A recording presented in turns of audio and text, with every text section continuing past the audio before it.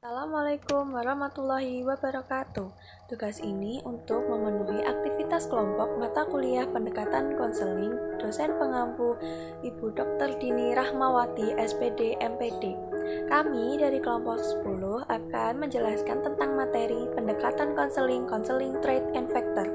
Sebelumnya, saya akan memperkenalkan diri. Nama saya Primela Mutiara Saninova dengan NPM 1911099. Saya Era Rofiana dari kelompok 10 NPM 191100122. Nama saya Dingsri Handayani, NPM 111.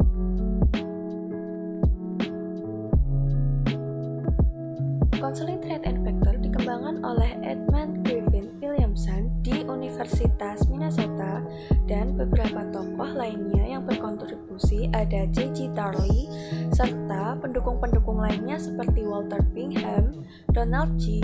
Peterson, Thurstone, Evseng, dan Kettle. Konseling Trait and Factor telah mengalami perubahan nama, yaitu yang pertama ada ancangan rasional, direktif konseling vokasional, dan terakhir sendiri itu ada Trait and Factor.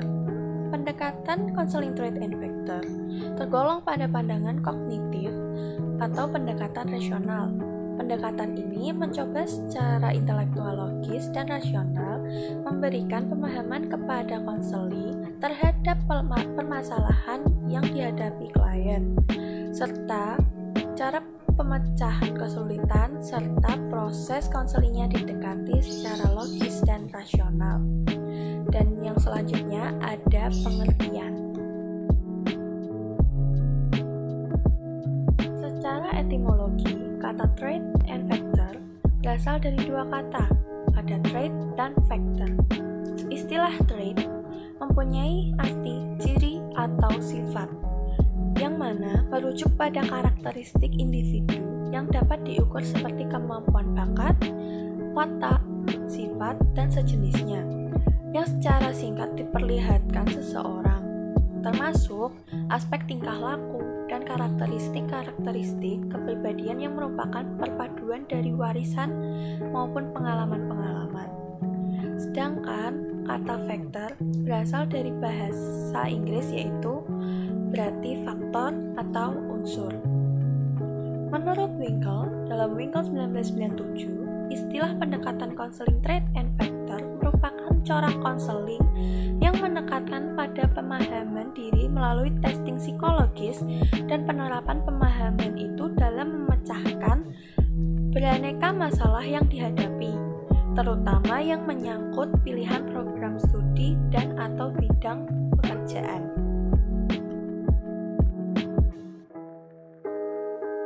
Selanjutnya ada konsep dasar.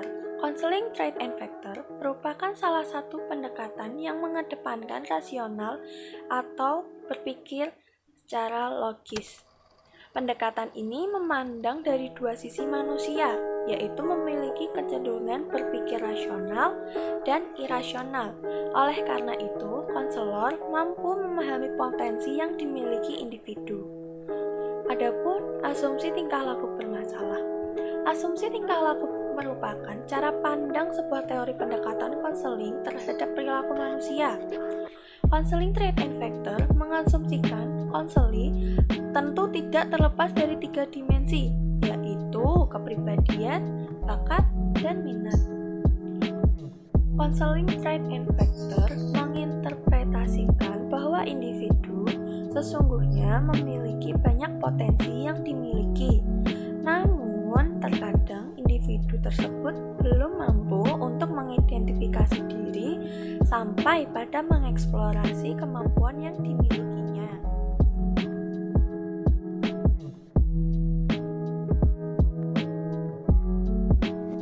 Yaitu deskripsi proses konselingnya.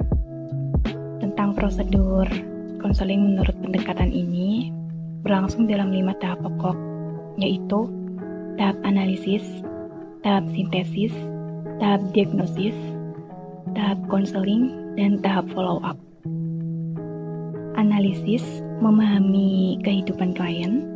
Analisis merupakan kegiatan pengumpulan data tentang klien yang berkenaan tentang bakat, kemampuan, minat, motif, kesehatan fisik, kehidupan emosional, dan karakteristik yang dapat mendukung atau menghambat penyesuaian diri klien. Sintesis adalah langkah mengorganisasi, mengatur, dan merangkum data yang diperoleh dalam langkah analisis untuk melihat kecenderungan kekuatan, kelemahan, dan kemampuan penyesuaian diri klien. Diagnosis, langkah mengidentifikasi masalah dan sebab-sebab atau inti masalah dan faktor penyebabnya. Treatment atau bisa disebut counseling. Treatment adalah langkah pemberian bantuan kepada klien yang berkenan dengan apa yang harus diperbuat untuk mencapai penyesuaian diri, baik pada saat ini maupun yang akan datang. Follow up adalah langkah bantuan berikutnya untuk membantu klien melakukan program kegiatan yang dikehendaki atau membantu siswa kembali memecahkan masalah baru yang berkaitan dengan masalah semula melalui langkah-langkah semula.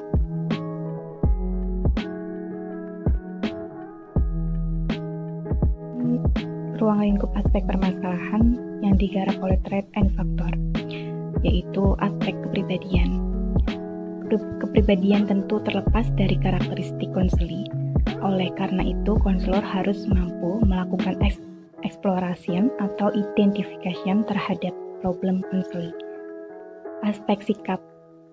Konselor harus mampu melihat ataupun menganalisis terkait environment and culture konseli, karena itu konselor harus teliti lebih mendalam terhadap pergaulan di lingkungannya. Aspek minat. Minat merupakan faktor yang sangat penting oleh konseli dalam menentukan karirnya. Oleh karena itu, konselor harus mampu menguasai sampai pada menganalisis serta menginterpretasikan terhadap hasil tes. Minimal konselor tersebut dapat berkolaborasi dengan psikolog.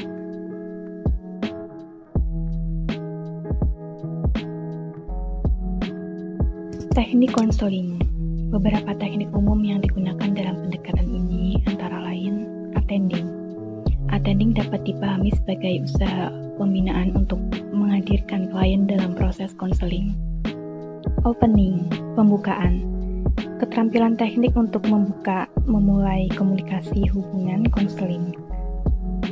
Acceptance, penerimaan. Teknik yang digunakan konselor untuk menunjukkan minat dan pemahaman terhadap hal-hal yang dikemukakan klien. Selanjutnya, assessment and preparing, yaitu mengulang apa yang disampaikan oleh konseli dengan kata-kata konselor sendiri. Verification, yaitu keterampilan konselor mengungkapkan kembali isi pernyataan klien dengan menggunakan kata-kata konselor sendiri yang baru dan segar. Selanjutnya, structuring, pembatasan, teknik yang digunakan konselor untuk memberikan batas-batas atau pembatasan agar proses konseling berjalan sesuai dengan apa yang menjadi tujuan dalam konseling. Yaitu teknik yang digunakan konselor untuk menyimpulkan atau ringkasan mengenai berbagai apa yang telah dikemukakan klien pada proses konseling. Dan menurut Sayekti, ada beberapa teknik dalam pendekatan Trait and Factor, yaitu teknik tes untuk mengungkapkan kepribadian, bakat, minat, dan data yang lain yang hanya dapat diungkap dengan tes. Teknik non-tes meliputi wawancara, angket, observasi, autobiografi, dokumentasi, dan lain-lain. Selanjutnya, yaitu tujuan konseling.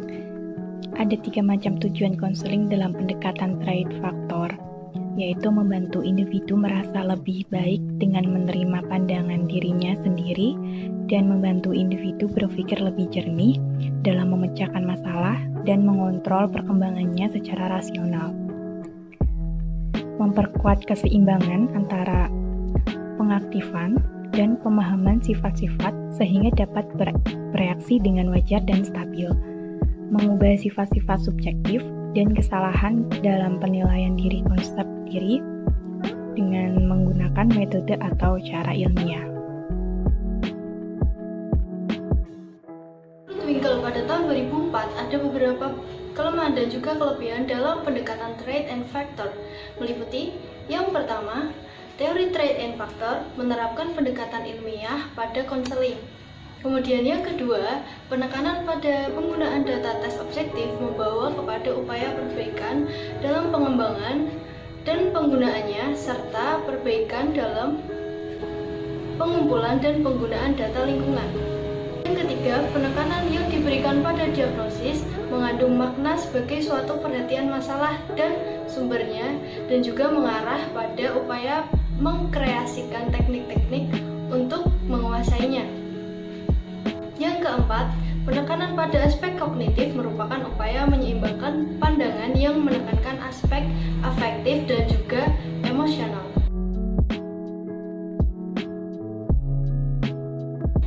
Kalau ada kelebihan, pasti juga ada kekurangan. Kekurangan yang pertama yaitu konselor semata fokus pada sifat saja, tanpa melihat faktor lain terhadap tingkah laku yang nampak pada konseling.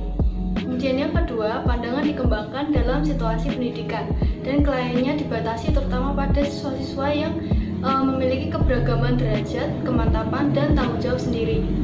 Yang ketiga, pandangannya terlalu menekankan kepada pengendalian konselor dan hasil yang dicapai pada diri konseli lebih banyak tergantung kepada keunggulan konselor dalam mengarahkan dan membatasi konseli. Yang keempat, banyak meminimalkan aspek afektif konseli yang justru seharusnya menjadi kepedulian utama konselor. Yang kelima, suatu dilema bagi konselor karena ia harus mendorong dan meyakinkan konseli mewujudkan kemampuannya. Kelebihan dan kelemahan, saya juga akan menjelaskan mengenai hubungan konselor dan juga konseli.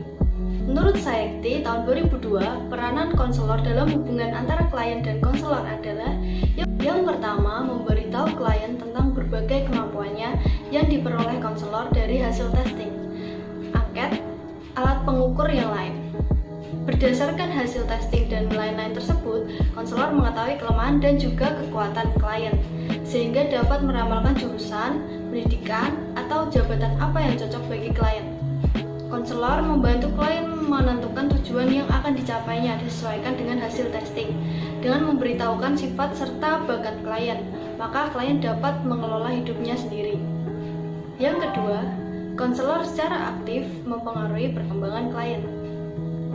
Yang ketiga, konselor membantu mencari sebab individu yang tidak memiliki sumber personal untuk menentukan individualitasnya, sehingga ia tak dapat memahami dirinya secara penuh.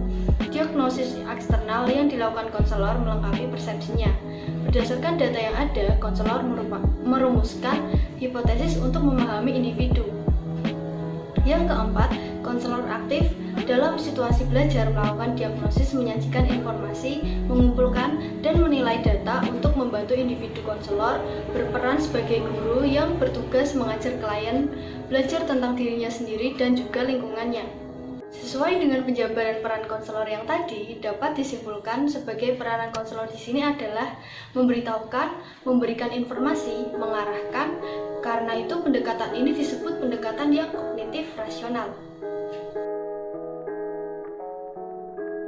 Tidak lupa saya juga akan menjelaskan implikasinya dalam penggunaan pendekatan trait and factor ini. Misalnya seorang siswa kelas 12 SMA belum dapat menentukan pilihan program studi di perguruan tinggi. Disepakati akan dikumpulkan data tentang siswa yang relevan, yaitu taraf intelijensi, bakat khusus, dan minat melalui testing psikologis. Data hasil testing yang masuk menyatakan bahwa siswa bertaraf intelijensi tinggi, berbakat khusus dalam bidang studi matematika, cukup mampu dalam pengamatan ruang, dan mempunyai minat yang mengarah kepada pekerjaan sosial. Maka tampak suatu minat dan kemampuan tertentu. Siswa juga pernah mengatakan bahwa dia memikirkan program studi teknik sipil, arsitektur, dan keguruan di bidang matematika. Sebenarnya ada kecocokan antara bekal kemampuan kognitif dengan kualitas yang dituntut dalam 3 bidang studi itu tadi, tetapi hanya terdapat kecocokan dalam ranah minat dengan bidang keguruan. Dengan demikian, inti dari kasusnya adalah menentukan memilih suatu bidang studi yang menuntut pola kualifikasi yang sesuai, baik dengan kemampuan di bidang kognitif maupun dengan arah minat atau diagnosis. Implikasi dan hasil diagnosis itu adalah supaya siswa meninjau kecocokan antara pola kualifikasi dan dituntut dalam 3 bidang studi tersebut dengan pola kemampuan dan minat yang telah diidentifikasikan pada dirinya sendiri atau telah diprognosis. Peninjauan itu dilaksanakan dalam wawancara dengan konselor, sampai akhirnya siswa memilih program studi matematika di FIP S1 dalam proses konseling. Siswa menghadap kembali kalau ternyata timbul kesulitan dalam pelaksanaan keputusannya. Nah, tahap yang ini disebut follow up. Sekian presentasi dari kelompok kami. Bila ada kesalahan kata atau dalam penyampaian materi, mohon maaf. Wassalamualaikum warahmatullahi wabarakatuh.